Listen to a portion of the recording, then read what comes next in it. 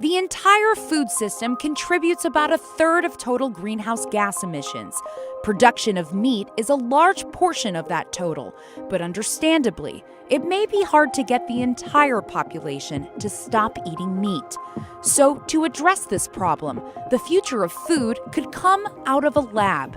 And the research is happening right here at the Alternative Protein Project at the University of California, Los Angeles.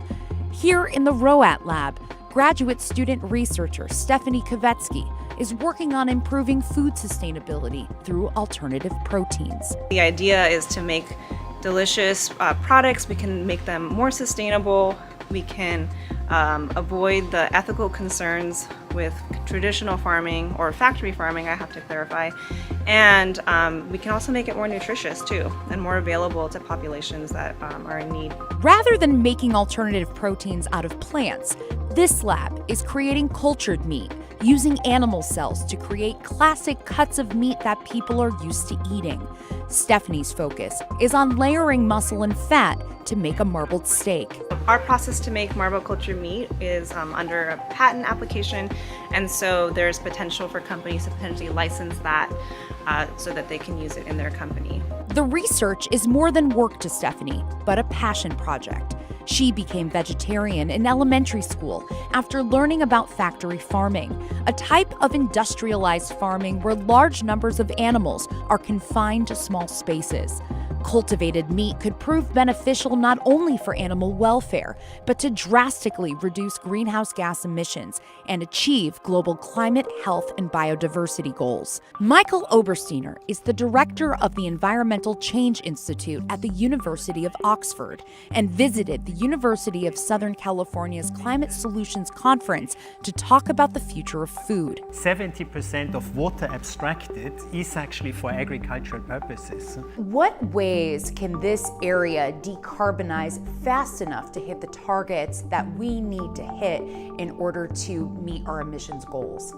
For me, the quickest would be you just eat better.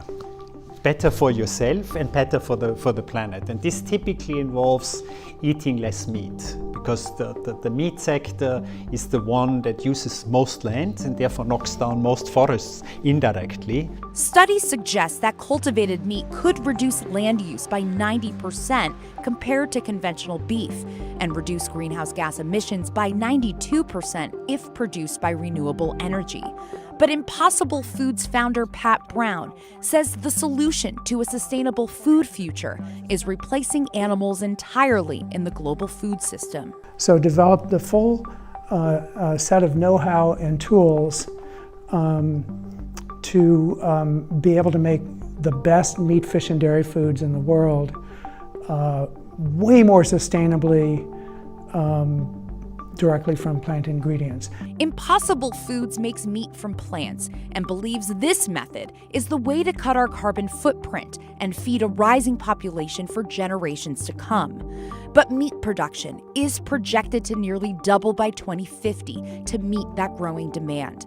Pat says the way to change eating habits is to make tastier options. Consumers think, oh, you're going to take away my burger, you're going to take away my chicken nuggets or whatever.